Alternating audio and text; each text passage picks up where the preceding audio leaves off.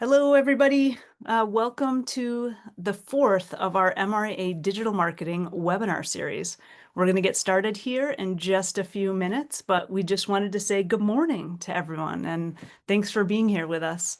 We're excited to have our experts here with us on this topic. And of course, my partner in crime for the webinar today is Mr. Jared Kelly, our content manager.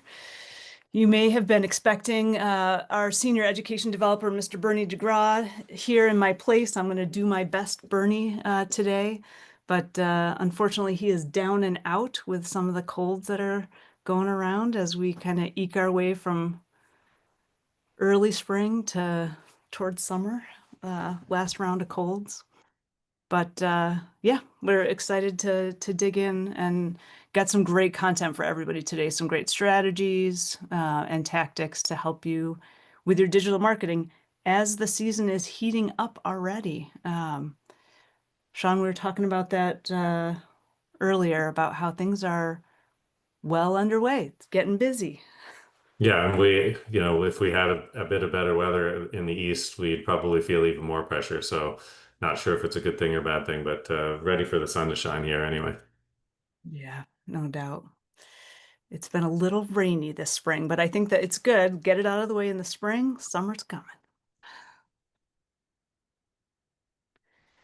Danny, how about you? How are things in your world? Have you been seeing any boats out on the water? Yeah, the weather is just kind of starting to get great here in the Charlotte area.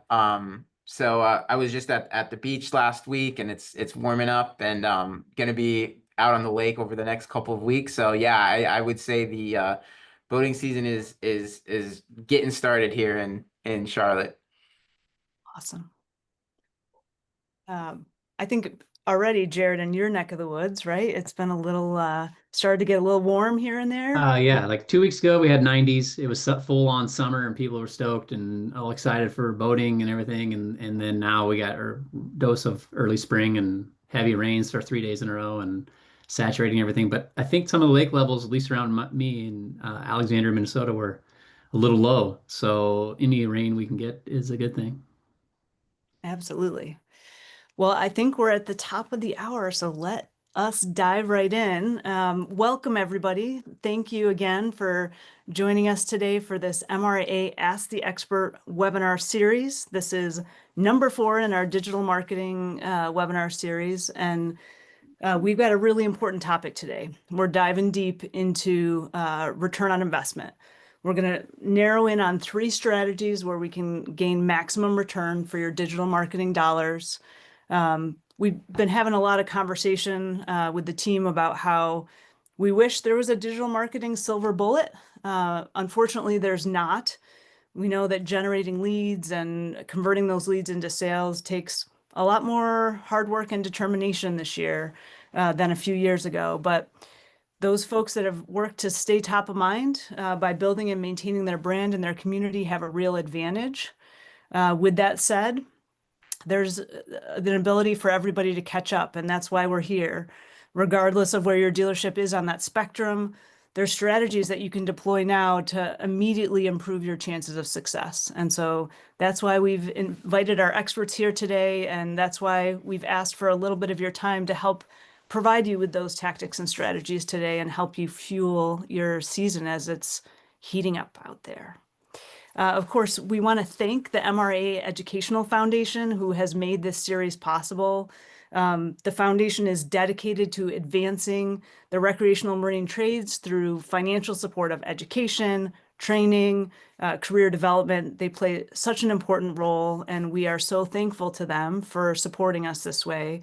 We hope all of you out there are engaging with them and supporting that foundation as well. Jared, let's tell them a little bit and remind them about our digital marketing report. Yes, the digital marketing report, which was also helped presented by the MRA Educational Foundation, just talks about some of the pain points within digital marketing within our boating industry and for dealers specifically. They don't know. They have questions on, hey, am I doing the right thing? Am I spending the right money? Do I get the best return on investment? Which this webinar here will answer. So it's good to have our two experts here to help uh, deliver solutions for them. No doubt. It's a great way to look in and see where the industry's at and sort of compare how what you're doing in your dealership with digital marketing compares to the rest of the dealer community. We know it's a challenging environment out there right now, and that there's some real opportunities to provide some clarity, dig deep, and provide strategies and tactics that'll move the needle. And that's why we're here with this education, particularly this time of year, is to really provide you with things that you can put to work right away to make a difference.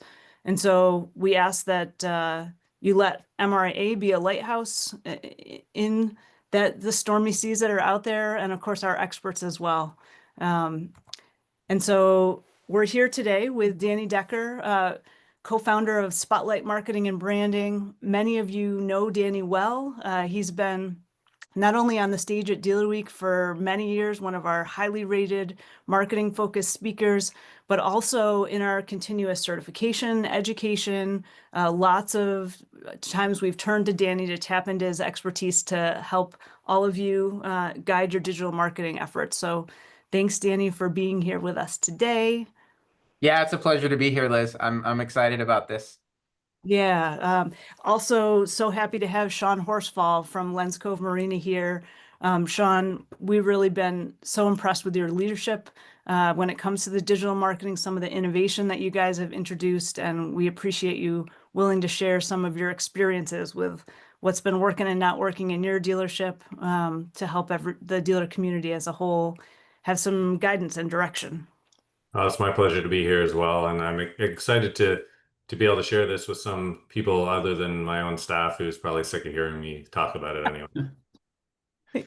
Absolutely. And so let's dive in. We're going to start by talking a little bit about, again, that ROI being our focus here. How do we know which groups to target to generate that highest return on investment in digital marketing? Danny, I know we've talked a little bit about this. Do you want to start? Yeah, happy to. And it's obviously it's a great question, right? And that's kind of, anytime you're thinking about a marketing campaign, that's actually got to be the first question is who do we want to get in front of? And then related to that is and what is the message and what is the content? What is the strategy that you want to put in front of those folks? And I will say just kind of big picture as we hop into this. I personally have done a lot of consulting and strategic work with folks both in but also with outside of the marine space. My agency is actually focused primarily on professional services firms, although we do love working with dealers and have had some great results. And part of why I say all of that is because I'm coming to you guys with some perspective from inside, but also outside of the industry. And so some of the things I'm sharing are really kind of your bedrock marketing principles that are just true across the board. And I'm a big believer in, one of the best ways to innovate is not just to look around at what all of your peers in your industry are doing, but looking outside as well, because that's how you bring sort of the new ideas to the table. So, that said, the first place I always go with any type of marketing campaign is let's start by staying connected to the people that already have a relationship with your business, right? So your past clients, community members, folks that you have done business with in the past, right? They bought from you 3 years ago, they bought from you last year, they bought from you a decade ago, because not only are they do you have a leg up on winning their business when it is time for them to upgrade or trade in or get service done, right? Not only do you have a leg up to win their business, but also like those are the people that if they have a good experience with you and your team, whenever they have an opportunity to make a recommendation and a friend is interested in purchasing a boat for the first time or just moved to the area and they're not sure who to go talk to, you want those advocates out in your neighborhood, your town, your community really speaking for you. And so that is not the only place that I suggest that you advertise and target, but I think we are going to, you know, have some conversation today about some sort of specific campaigns to allow you to do this. But that's number one for me, is actually using digital marketing, not necessarily to go bring brand new eyeballs to your brand. You know, we were talking offline about this, and Sean, I'm very excited to hear what you have to say. You know, you've kind of talked about awareness, right? And then there's sort of that next step, which is more, you know, mid funnel, when people are in that consideration and research stage. And that's a really great time to be reaching, you know, potential buyers. And we'll get into, you know, sort of the technical steps of how to go about that. But I don't advocate that you spend significant ad dollars, you know, going to you basically create awareness. I suggest that you put your spend into people that you already have a relationship with, and people that you know are sort of in that research stage because they've been on your website, or because, you know, they've been engaging with you on social media. So that was kind of a long-winded way, Liz, of answering your question. But that's always where I want to start, and that's where I typically see the highest ROI, are those people that already have some level of connection with your brand, either because they've done business with you in the past, or because they're actively in that research stage and they've been on your website or connected with you on social media. Yeah. Sean, do you want to jump in? Sure. I think, you know, we have built the very first thing that we built was something that was for the awareness standpoint. And that's why we built our YouTube channel to you know, make sure that the whole world, as much of the boating world, knew about Lens Cove. And even though we're a small dealership in Eastern Ontario, pretty amazing the response I get when I travel around different places, and certainly so that the awareness piece. So we spend money on that, obviously, creating the videos and putting the time in. A bigger portion of that, though, is the trust factor. You know, when people do consume the content, and they either, you know, one or two things happen. They either start to trust you and start to like you, which, as we know in sales, are the two, you know, foundational things in sales. Is they need those things before they'll buy from you, regardless of what your pricing is and your product is. But they'll also, you know, they may not like you, and they've done, you know, you such a favor by not even walking into the dealership, because if they're, you know, getting to know Lens Cove and Sean Horsfall, and they already, you know, find him annoying, then isn't it great that they don't walk through the door, because that'll just be not a great experience for either us as dealer or them as a customer. So kind of helps me weed through the people and see who we will be a good fit with.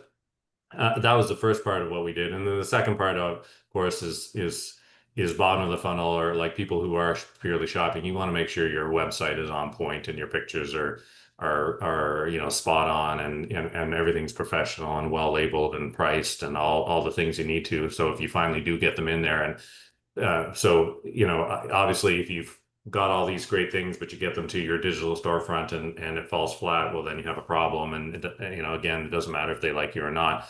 If they're frustrated with what they find there, they're not going to buy.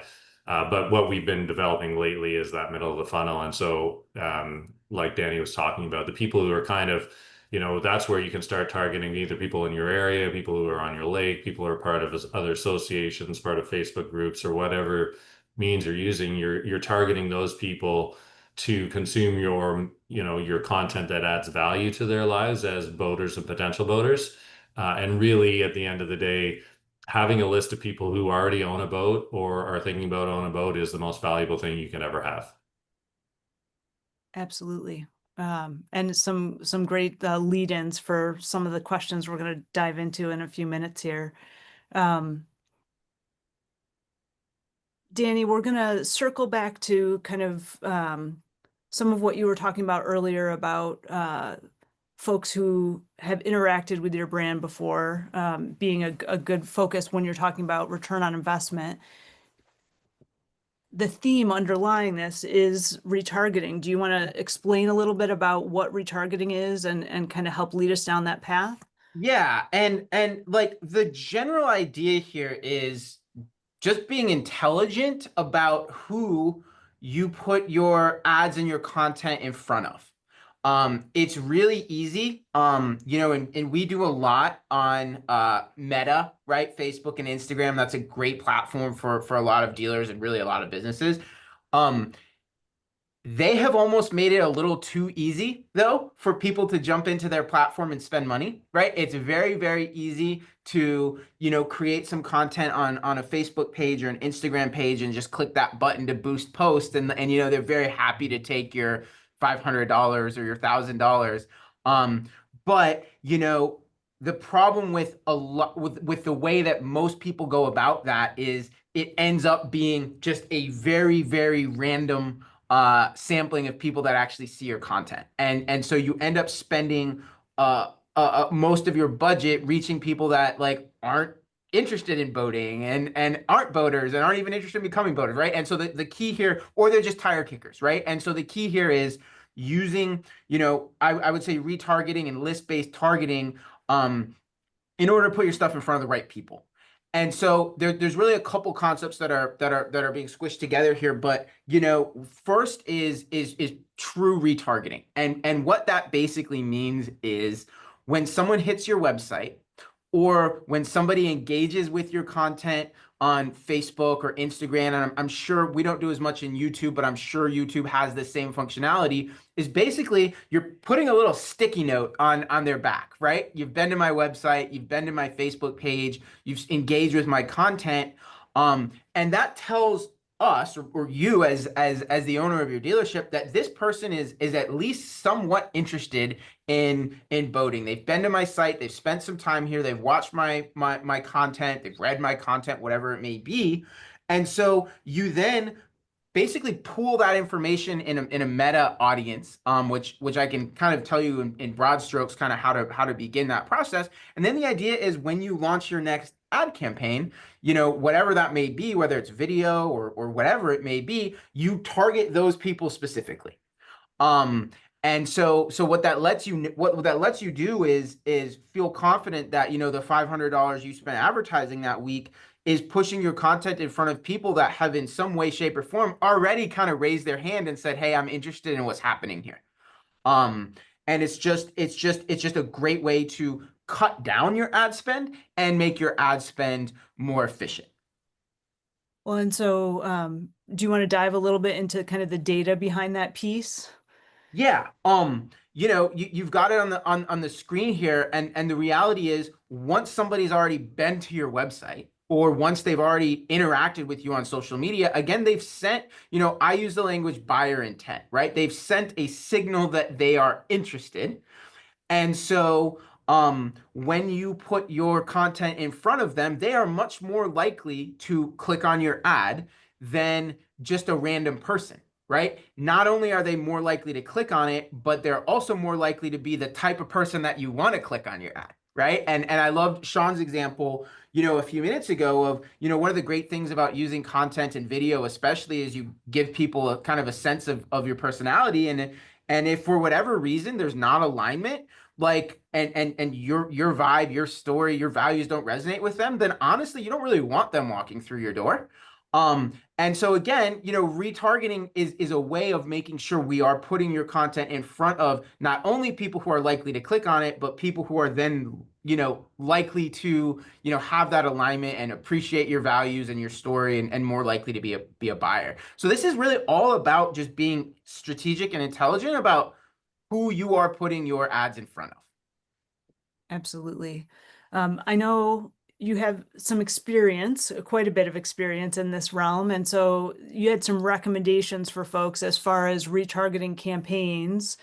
Do you want to go a little deeper into some of those recommendations? Yeah, I will. And these are sort of intended to be sort of a starting point to get your mind working, right? This is definitely not meant to be an exhaustive list, but I do need to just give a quick definition here, because we've talked about sort of retargeting, and that's basically using a pixel on your website or using, Facebook's, tracking mechanisms to know when somebody's been on your page or interacted with your content. But there's also, when we talk about matched audience and custom audiences, I'm also referring here to email lists. So, hopefully those of you, most of you on this webinar have a CRM and have a list of clients and customers. And if you don't, you definitely you want to get that, you want to have a list, and you really want to have it segmented, right? Like in an ideal world, you would know, not only that this person was a customer, but what type of boat they bought, how long ago did they buy that boat? What affinities they have, what are they using their boat for, right? Like you want the more you know and segment your data, then you can basically take that list and use it not just for email, but you can load it into Meta, probably YouTube, and target those people specifically.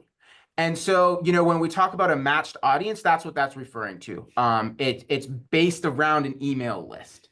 And so, Liz, to your point, just a few boxes that I suggest checking, and also I'm pretty sure I would guess that Sean has a few ideas on this as well. But the first one, which to me is just kind of obvious low-hanging fruit, is you need to have what's called the meta pixel on your website. And what that allows you to do is whenever someone visits your website, and then they get on Facebook or then they get on Instagram, they're going to see your content. And you can set a time horizon to make that, 30 days after they've landed on your website, up to 60 days, up to 90 days. I think you can go all the way up to 6 months. And again, the idea here is if someone's been on your website, there's a decent chance they're interested, right? They're either already a boater or they're a potential first-time boater, and they're somebody it makes sense to put your content in front of. Right. Next piece is social engagers. That's just Facebook's language. For Facebook knows when somebody engages with your content. So you can create a audience in Meta that targets people specifically that have engaged with your page on Facebook and Instagram.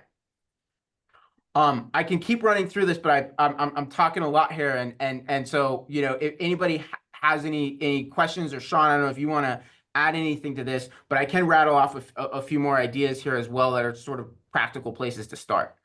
Well, one of the things that I wanted to add to that, because I think you're right that, creating that list of people, or I should say getting them meta tagged when they're on your site is so vital. That one of the things that we have done over the years is really force your existing customer base to use your website. We're always trying to attract these new users and new visitors, but if you have QR codes set up around the marina for service, if you ask them to book their launches on your website, and instead of doing the work for them over the phone, if you ask them to do that, you're kind of forcing them to re-up themselves by being on your site. So then these are the people who already do business with you. Don't you want them to see your content on a regular basis? So don't let that list of people that you have that are already existing customers get stale by, if they're not buying a boat, they're not going to your website. We'll kind of force them there. Then that, keeps you top of mind. So your website has to be your ally, and keeping your existing customers there is really important. I love that, Sean. The one thing that I'll add to ping off of what you were saying earlier, Danny, is if there's folks who are here in this webinar, but didn't make the last one, we did a great deep dive into CRM and segmenting and kind of how you can best leverage your CRM in our last webinar. So I would say if you didn't get a chance to see that, go to, Jared's going to talk a little more about our spotlight page on MRAA.com, but head over there and take a look at that webinar from last time, because it was a great deep dive into exactly what you mentioned there, Danny. Love it. And I'll just add one more, quick thought here. This is a conversation we have all the time. When you generate leads, right? Potential new boaters, whether it's because they, contacted you through their website or messaged you through Facebook, or, kind of however that lead makes its way into your funnel. It's really, really important. These are the people that you want to see. You want to ensure that they are seeing your content repeatedly. We'll have conversations sometimes with, dealership owners who will become frustrated when a lead that was generated, yesterday doesn't respond, schedule an appointment, show up, the next day. And by the way, this is across industries, right? Because we would all love it. It would be so easy. It would make life so much easier if, you know, when somebody was interested and became a lead, you know, they jumped into the sales process right away. You know, they walked in the door and bought from you quickly. The reality is it takes time to nurture, right? And especially, you know, purchasing a boat is a really big purchase for a lot of people. And so it can take weeks, months, years of, you know, thinking, dreaming, planning, checking the budget, you know, before they're actually ready to pull the trigger. And so it's really, really important that you're continually targeting them and you don't write them off. You know, maybe they give you their phone number, you call them, they don't answer. Like, it's a huge mistake to just write them off at that point. And it's really simple from like a technical standpoint. This is something my team does, but it's also something any of you, you know, probably can figure out how to do on your own in 20 or 30 minutes. Take that list of leads that you generate, load it into Facebook and Instagram, and create a targeting campaign. You know, you could be spending $100 a month on something like this, and you'll be saturating that list, and those people will see your content over and over and over again. And it's just really important. I guess the one other thing I want to highlight too, because we've seen success with this, is, you know, for those of you that have, you know, boat shows coming up, or even planning for next year, you know, it's a really smart way to sort of amplify that investment to do what's called geo-targeting, right? So if the boat show's happening in the, you know, the Charlotte Convention Center, you can target folks who go into the Charlotte Convention Center that day with your ads. And so even if they don't visit your website or even speak to you, you know, there's a pretty good chance that the majority of the folks who are in the Charlotte Convention Center that day are there for the boat show. And so wouldn't it be nice to, you know, put your ads in front of them for the next 60 days? Excellent. Well, so one of the things that that you had mentioned, Danny, when we were talking about your recommendations and best practices was that 90-day retargeting campaign. Any specifics on sort of the how-to aspect of how one might go about and execute that campaign? Can you kind of walk us through those steps? Yeah, and you know, it's it gets a little bit technical, and Liz, I don't remember off the top of my mind, but I do know that in some of the sessions I have done with you guys in the past, I think both at Dealer Weekend and perhaps in some of the continuing education, there may even be some screenshots and things like that we can share. The first thing that has to happen, and really the only part of this that takes much legwork, is actually having your list, right? Having your list in a CRM, organized as well as you can, and segmented, so that you've got an idea, like if this person, you know, did business with you in the past 3 years, or maybe it's been 10 years, right? Because different messaging for those folks. You know, so that's kind of number one, is getting your email list sort of organized in your CRM. The other big thing is just getting the pixel on your website, right? So again, we've been focused on Meta, which is Facebook and Instagram. You know, if you go into, I think it's business.facebook.com, that will take you to your business portfolio. And there's you know, there's just some steps you have to follow. It's going to give you the pixel, which is just a line of code that you or your web developer will paste into your website. And that's really all that needs to happen to enable you to retarget. And by the way, even if you're listening to this and maybe you don't have plans to spend money on digital ads right now, you should still go ahead and put that pixel on your website, because it will be capturing information. You may not be doing anything with that info yet, but when you do decide that you're now ready to start a retargeting campaign, it will have captured the data of everybody that's been to your website between now and then. So don't wait to get that pixel on your website. It costs you nothing. It takes probably 30 minutes. And by the way, ChatGPT would probably give you kind of a step-by-step instruction of how to get that done if you get a little bit stuck. No, I love that. And I know we're going to be talking to the group a little bit later about some of the micro courses that we're getting ready for our audience. And that does have some of that insight from the work that we've done together in the past. So great reminder on that front. Sean, anything on your mind before we move on? Well, I was going to say that, you know, to Danny's point about the, you know, events and boat shows, and one of the, you know, reminders I want everybody to take away or think about is that, this may look a lot daunting, and one of the places I agree with Danny that you need to start is just making sure your website is ready to go, and whether that's from your listings and making sure you have everything optimized for your meta tags, because when you get started, it's often just that first step that's the hardest thing, and it is, marketing, I believe, is a flywheel, and the more energy you can put into it, the faster it turns. And when I look back at our CRM, it always amazes me, because we started using the particular CRM we are now, probably about 12 to 14 years ago. And looking back through the data to see when some of these people made an original content and or contact with us, and having that data there allows you to really see a picture of a customer through the lifetime journey of you. And it's incredible to see, like, sometimes you'll sell a boat, and you'll be like, oh, I wonder about that customer. And you look back and maybe they attended a boat show, 8 years ago and talked to you. And it's really, it makes you feel good about that spend, because I bet you 8 years ago you thought that boat show was a complete waste of money.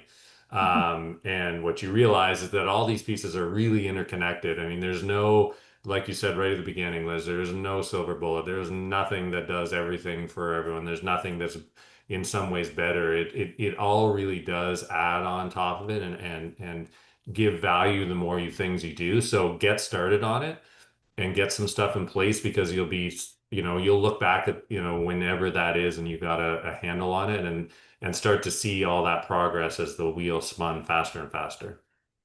I love the flywheel analogy, and it reminds me, during COVID, we were having a conversation with Danny about how you market when you don't have inventory, right? And part of what Danny was emphasizing is exactly what you just said, Sean, is that sort of long term. How are you thinking long term in your marketing in terms of generating content that turns the flywheel and that brand awareness and things like that, which is a long-term investment that does pay off. And so, yes, we're talking about ROI and kind of the short term, what we can do in the short term, but there's also that opportunity to continue to feed that flywheel, which will pay off in the long run, right? Both efforts are valuable. There's the focus on the short term to get those short-term results, and then wanting to continue to invest in your future. And so I love that flywheel concept. That's a great analogy.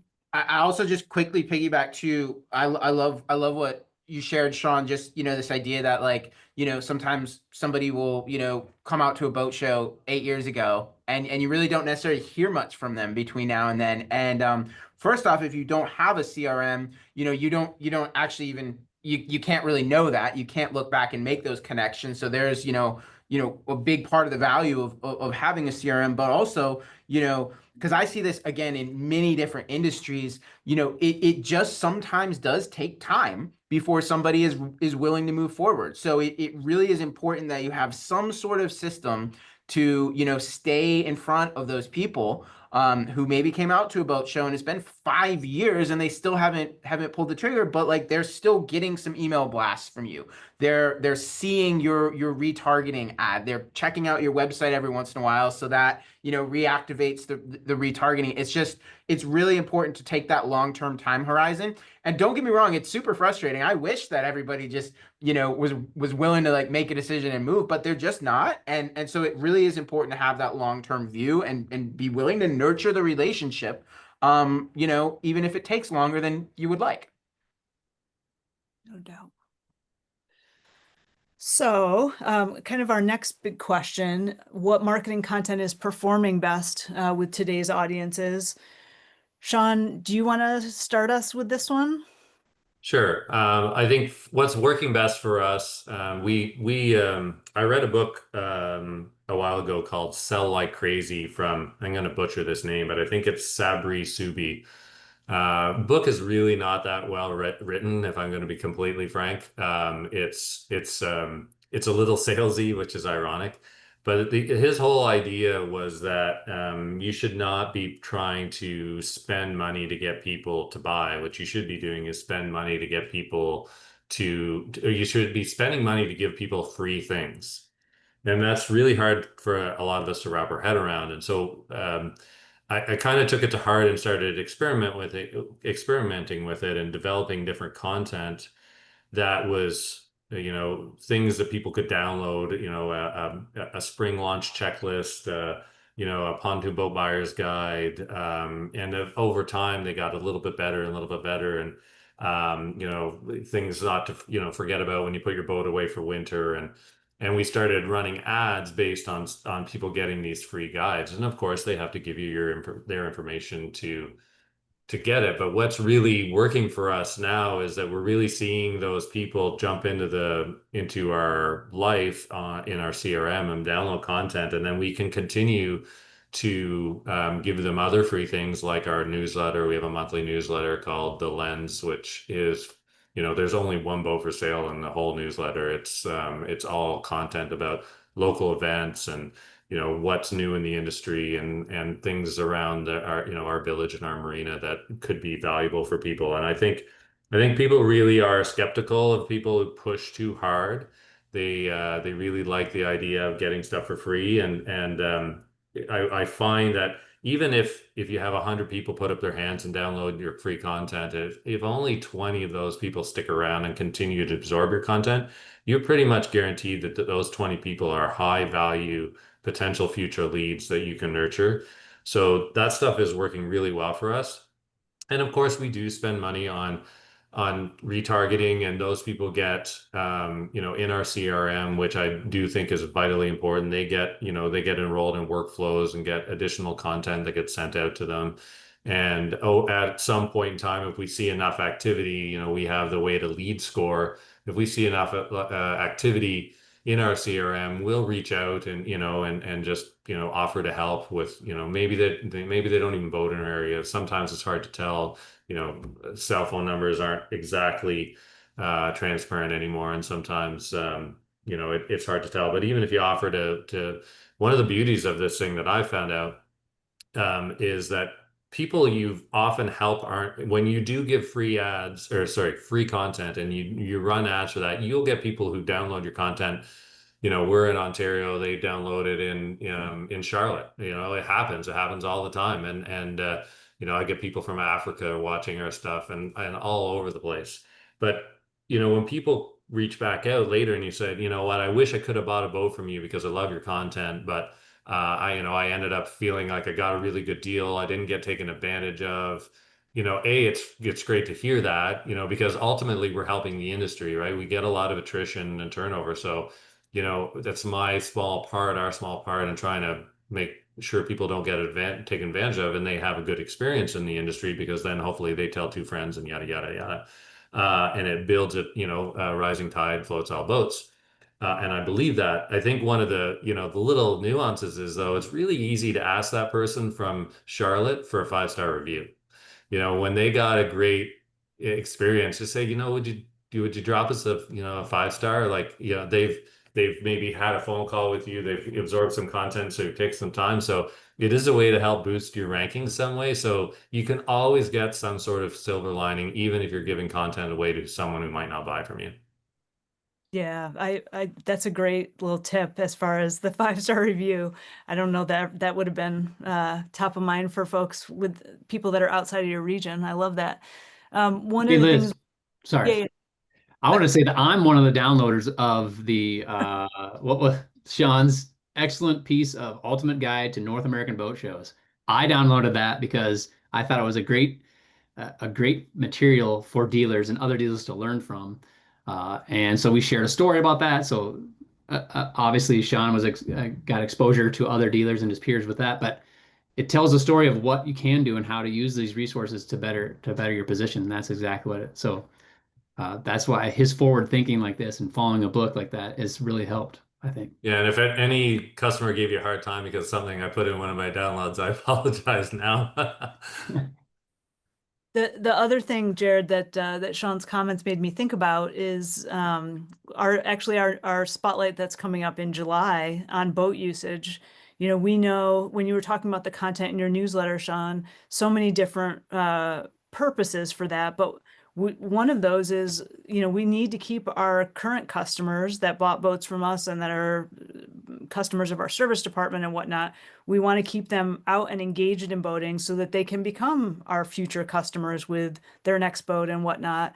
And that's been a a real opportunity, I think, with a lot of new folks coming in during COVID and whatnot to the boating lifestyle, is making sure that they have the guidance they need, the reminders about all the ways to enjoy the boating lifestyle. Such an important part of keeping them in boating so that we get a chance to sell to them again in the future and serve them, and so that they can have the joys of boating throughout their lifetime as their situations change and depending on where they're at kind of in their life journey. So so many different purposes to that content and ways that it can serve not only the dealership, but also the boating community and the industry. Yeah, and I think the other thing is we're doing a lot of this investing to try to keep front of mind with current and new customers. But when someone reaches out, and you probably get it all the time as dealers, and they say, I'm interested in boat XYZ, whatever it is, and then you answer their questions and you try to engage. And sometimes, like Danny was saying, it sometimes gets frustrating, but if you have a library of content, video, downloads, PDFs, white papers, whatever they are, that the sales team can use to reach back out to them and give them something, of value with no expectations. It's amazing how many more responses you'll get to that versus, hey, I'm still here. Do you want to buy a boat? Right? If you have a reason to reach out to them, have you bought yet? If not, use this guide, at whatever dealerships you go to. I think it really does.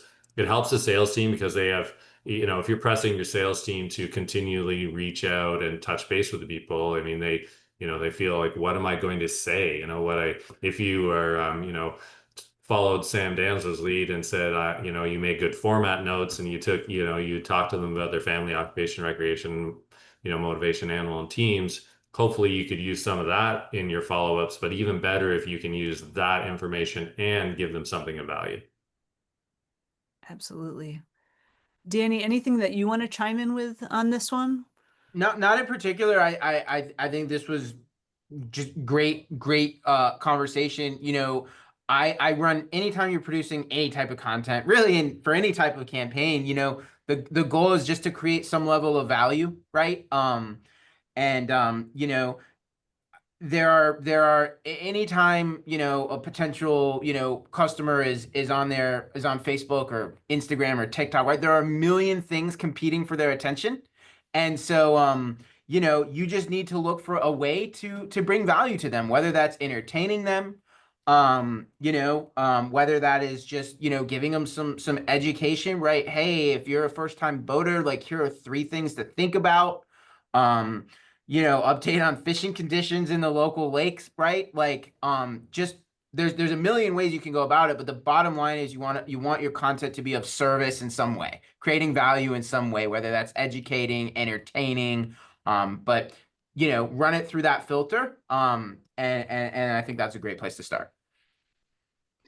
We have some examples, Sean, of some of the content that that you all produce. This is from your website. Some of the downloads regarding buying a pontoon boat, spring launch checklist, which I think you mentioned, the used boat buyer's guide. Any specific comments or color on? Yeah, I think that, this is on our website and depending on where people are at, we target them with ads, depending on what they're downloading. But one of the things that we all know is that, used boat searches online is significantly higher than new boat searches. People tend to be out there looking for used boats online a lot more than they are new boats. So having some content that's centered around the used boat buyer, and helping them be educated with the pros and cons are used boats and things to look out for is that stuff alone. Our used boat videos on our YouTube channel are some of our highest performing ones, and they generate the most comments, and some of them are great, and we get to interact with some people. Other people complain about how poorly I shave, and it's all fun and no big deal. But I think this content really does help you stand out, particularly if it's the first thing. And this is no shame here. This is stolen right from Marcus Sheridan. I mean, his river pools and spas. I mean, this is all driven, and really our YouTube channel too. That all they ask, you answer all of that came from, going to the MRA conference and Dealer Week, and before it was Dealer Week, and taking a lot of years for me to absorb that message and do some good with it. Yeah, Sean, didn't you say it took like, I want to say you said it, you told me in the interview we did once that it took you like 7 times before you finally took the steps, right? Yeah.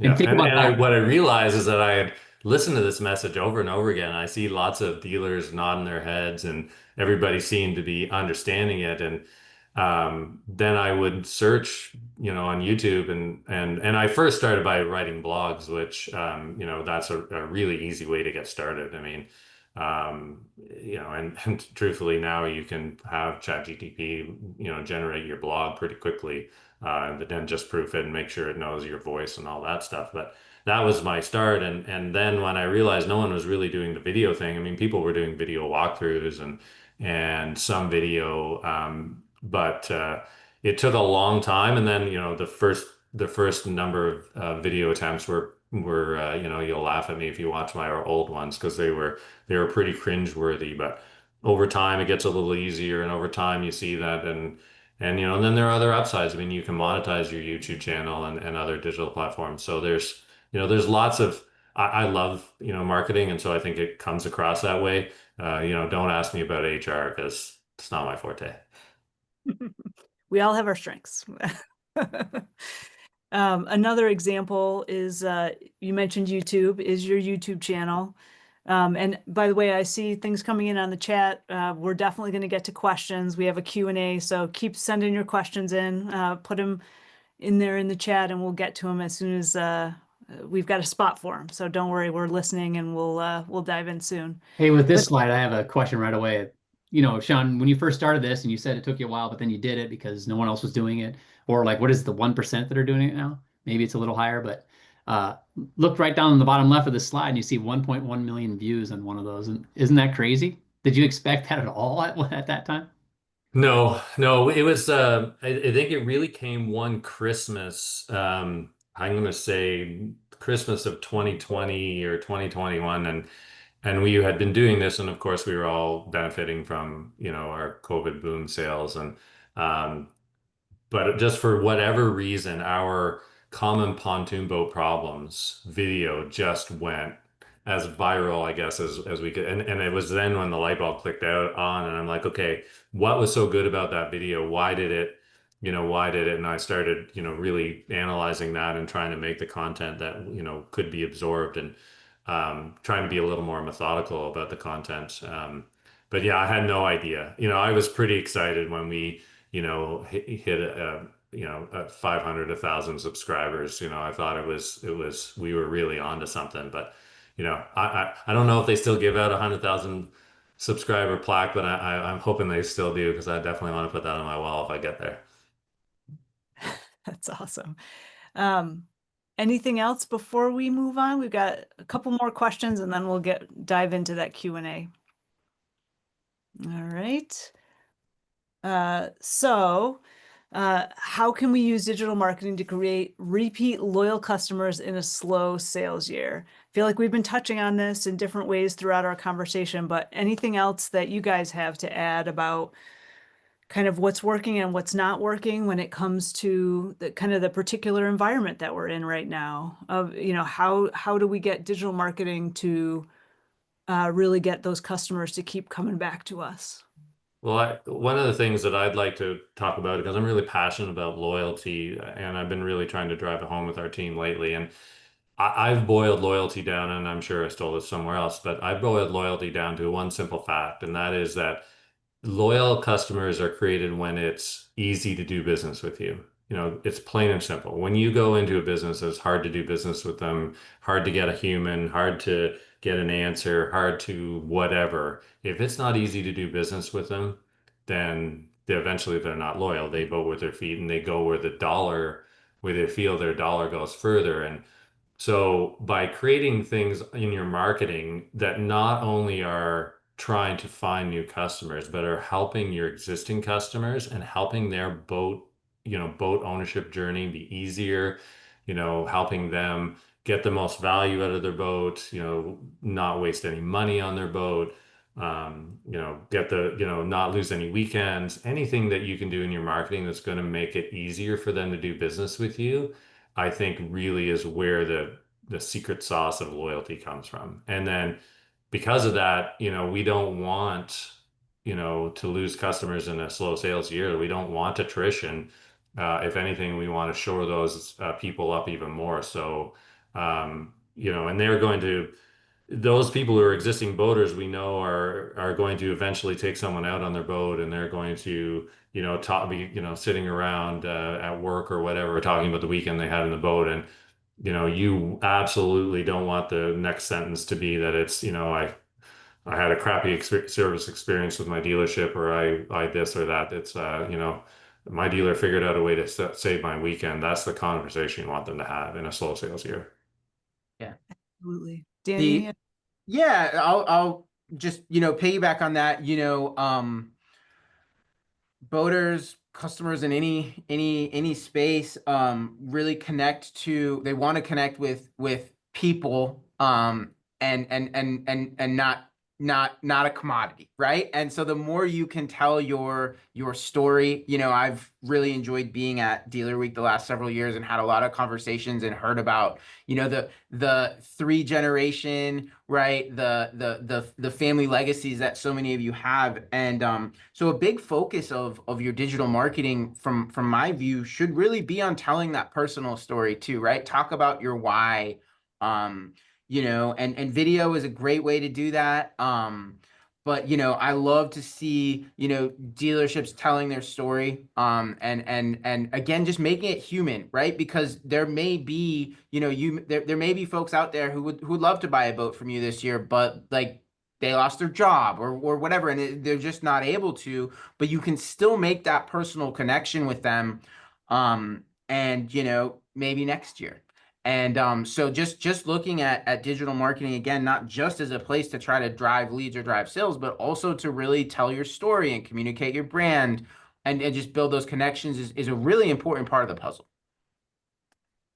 I love that. And that connects directly, I think, with what Sean was saying earlier about, hey, his early ones may have been cringeworthy, I think is the word you use, Sean, but they were human, right? And people could connect with that. And that's what it takes, is kind of putting yourself out there and being willing to be human with your customers and kind of invite them into your story.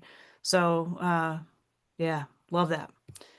All right. Well, another question that is kind of pulled over from some of our earlier webinars as well is, we've been talking about AI and the role that it plays in the dealership and whatnot. We know that it can play a role internally with operations, but it also is something that our customers are using.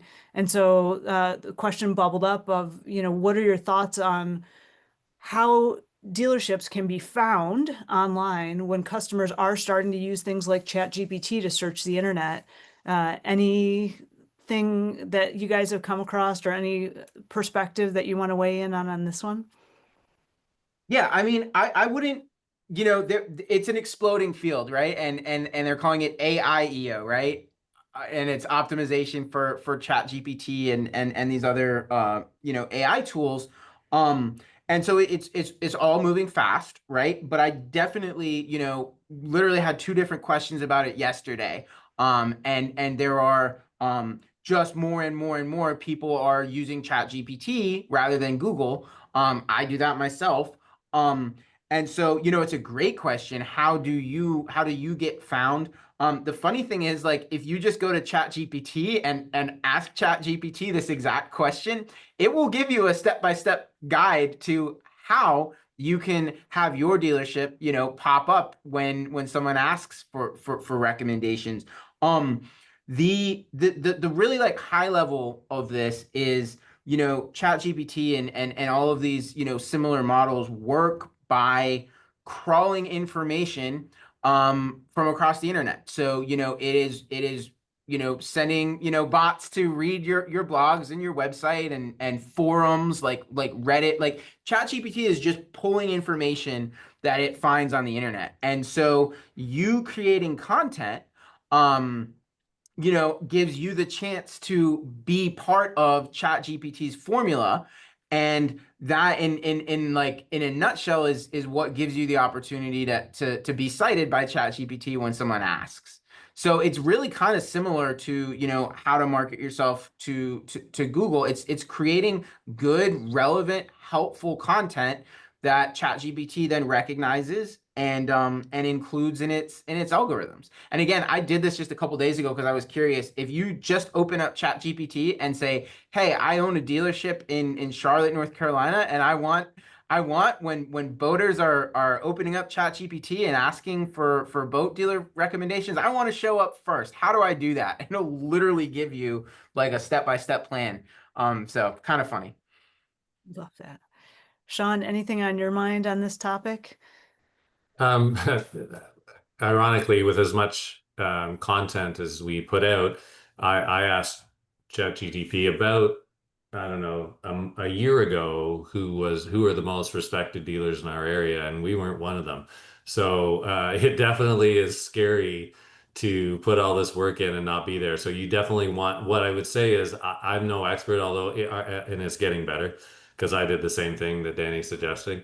Um, but I think you want to be aware that customers are using it. And even people putting, an inquiry into Google, Google Gemini is now doing AI-based responses to that. And it's pretty amazing how that's evolving. So keep your eye on it. But I can imagine that creating good content for people and having positive things said about you online, whether that's in your reviews or in comments on your posts, because they are taking stuff from social media too. I mean, I think it's called Grok now, really uses a lot of social media stuff, from X or the old Twitter.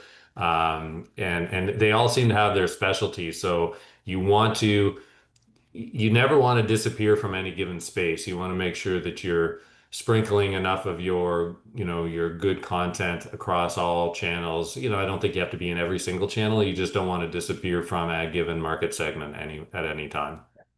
And the one thing I'll also add to that is, to my understanding, most of these AI models aren't yet, I'm sure they'll get there, but they're not yet pulling video content.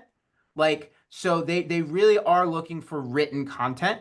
And so, in almost every other case, I'm always advocating do video, because video is really just the preferred content channel. But my understanding is ChatGPT is not pulling in video content. I could be wrong on that, but that's my understanding. And so the simple fix there is, when you create a video, also just have a transcript created and include that in your video description, or post it as a blog, but get it in writing in some way. And my understanding is that will help you show up in the AI world.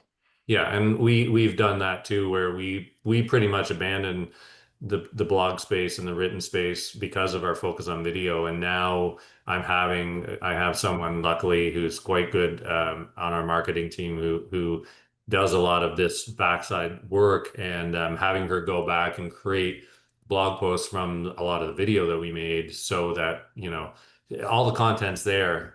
So, it's a lot easier for her to do that work because I've already explained things, so she can transcribe that, and then add in some new things and sprinkle in, links to download certain resources. So I think there's a lot of power there. Like anything, it takes some time. So either you're going to have to dedicate some time as an owner, manager, or you're going to have to hire someone to do it, maybe an outside agency, or maybe bring someone in. But I mean, marketing now is, I mean, it's so, there's three pillars of business. I mean, it's profitability, marketability, and loyal, in my opinion. And profitability, visibility, and loyalty. The visibility portion, you take away any of those three legs and you're eventually fail. So even more important in struggling markets, that you're very visible. And so spend the resources on your marketing. Thank you, Sean. Well, we've mentioned Dealer Week a few times, and I think this last question on AI and all the things that are changing and how consumers behave and how they interact with the changing online environment. Major focus, particularly when we look at return on investment and how our customers are changing, where we need to be investing in our businesses to make sure we're performing at our best, how we're overcoming the challenges that we're facing right now and that we see ahead in 2026. All of these will be themes at our upcoming Dealer Week, December 7th through the 10th in Tampa, Florida. We encourage you, save the date. We're going to be opening registration in July 15th, which is coming up quick. We definitely would love to see you there in the thick of preparing our education lineup, but I can tell you specifically designed to help you navigate some of the challenges and uncertainty that's going on right now so that you can perform at your very best in 2026 and beyond. Love to have you there. As always, our focus is on connecting you with the companies, with the experts, with the education, and with each other to really arm you for success in the year ahead and arm you for implementation. You know, you can have a great event, but if you're not coming out of that event with tools and insight that you can immediately apply to move the needle, that's what it's all about. And that's our mission with Dealer Week, is to have you leaving with all those tools in hand, ready to apply and make a difference in your business. So let's turn to Q&A. Jared, I know. I'm going to start because we had AI right on the tip of our tongue from just the question. Bob McCann, our own very own Bob McCann, had talked about, hey, are there any AI tools you guys are familiar with to help dealers segment their data in CRM? Because most dealers don't have that. Is there something you've found that or could advocate for? I'm not aware of that. It's a great question and a great thought. And you know, again, actually the funny thing is, and for those of you that aren't using ChatGPT yet, like really you should. You literally, if you go ask this question, you may get an answer.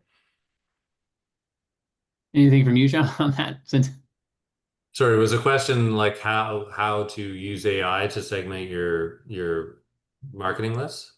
most dealers don't have a segmented database and market to the pontoon customer as they do their pull boat customer. Yeah, well, I think um, I don't know about using AI for that. The way we do that is through through our CRM and forms. So that's another good reason to drive people back to your website. So every time you ask them to fill out a form, you can add in layers of segmentation. One of my favorites is, where do you do your boating?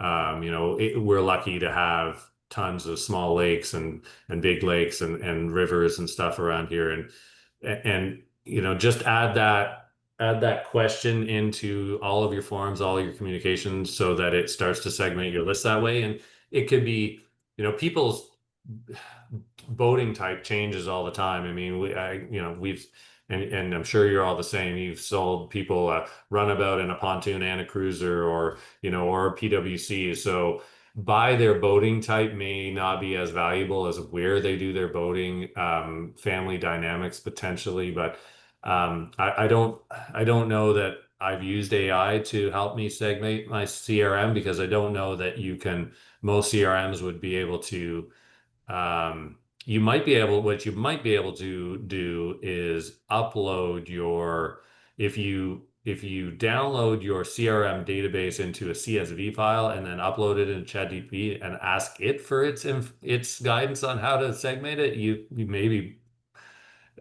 pretty remarkable what the results are. Yeah, we have a response that said it could be accomplished by feeding in previous purchase agreements. However, a developer should be able to accomplish it quicker with OCR technology. So, but I have one more question.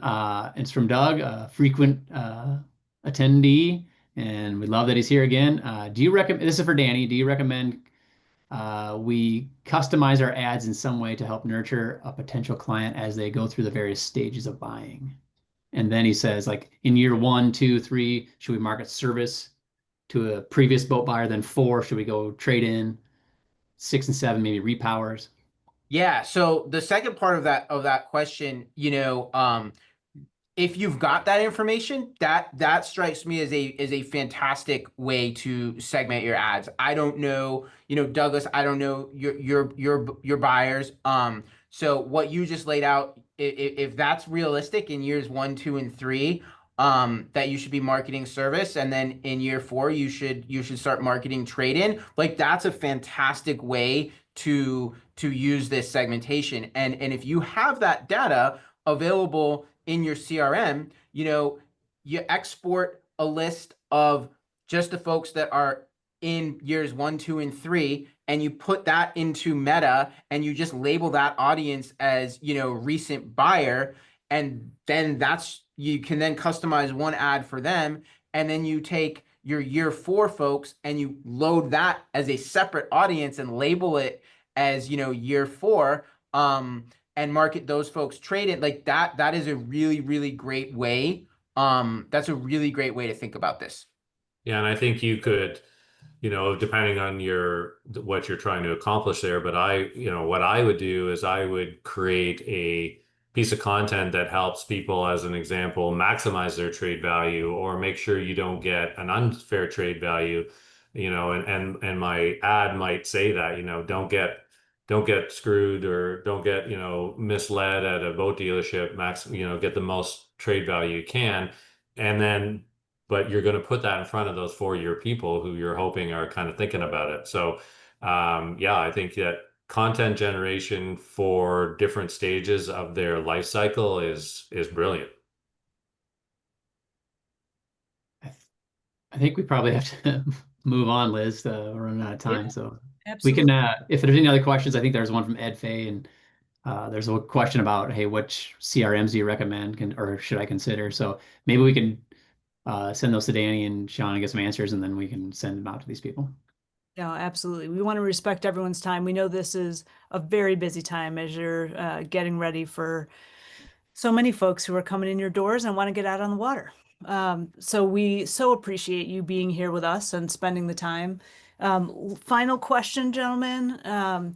When you think about what we talked about today, our audience is very busy, as we've been mentioning this time of year. What's the one thing that floats to the top for you as far as what you would recommend dealers do to really move the needle for them when it comes to the season ahead? Is there one digital marketing best practice or tip or strategy that we talked about today that is kind of that one thing that you would recommend folks take away? One of you want to? Yeah, I'll jump in. Just by way of keeping this like short and actionable.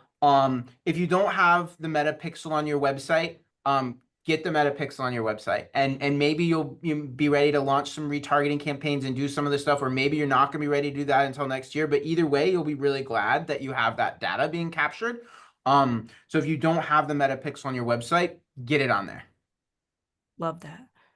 How And about you, I would Sean? say that, to me, the backbone of all of this, has to be your CRM. So people were asking what ones you should use, and maybe, if you're not comfortable with yours, go back and watch that webinar that you're talking about earlier, Liz, and absorb that content, because I don't think we would have been nearly as successful. I know we wouldn't, if we didn't have the ability to measure what's working, and seeing that data, and knowing when to reach out to customers. And so I think my suggestion is that, and also making sure that your website is ready for these people. If you're going to go out there and look for them, if you're going to spend money to get them there, make sure it's clean, it's ready to go, and that they are not going to be frustrated with it.